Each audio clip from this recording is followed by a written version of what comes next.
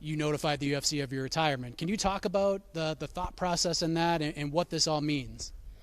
Yeah, it was just, I'm not really retired, it's just the red tape that I needed so I could open up all the matchups for Chad Bronson and RAF.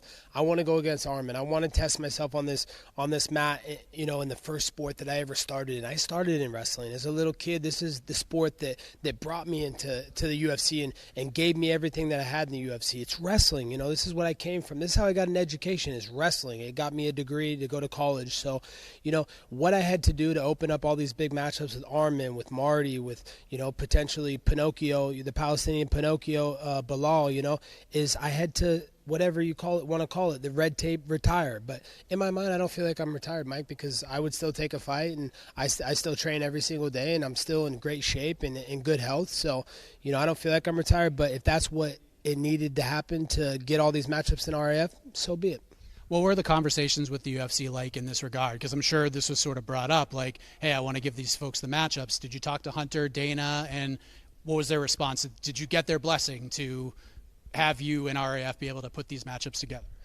Yeah, I had a great meeting with Hunter, and he gave me the blessing, and I'm just super thankful to Hunter Campbell, the UFC, Dana White, Ari Emanuel, and everybody over there for everything that they've done for me. I have so much in my life to be thankful for, and it's all because of the UFC. And they've given me the blessing to do whatever I need to do in RAF and to promote these matches and get all these matches. So I'm just super thankful that they were supportive of my decision to move to RAF and look to get the biggest and best matchups here on earth. So if you never had an MMA fight again or never fought for the UFC again, you're okay with it? Yeah, I'm okay with it. I'm okay with everything I've been able to accomplish. I won a world title there.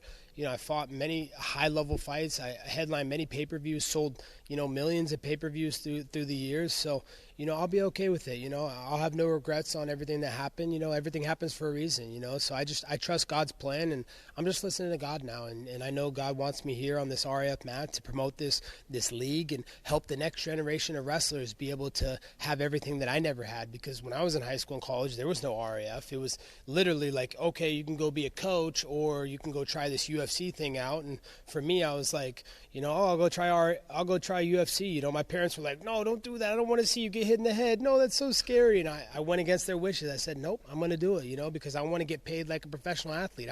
I'm sick of being a blue-collar broke kid. Like, I want to be able to make money and take care of you and buy you a house and buy you cars and do nice things for you. So, RAF is about giving back to these next generation of wrestlers and giving them everything we didn't have.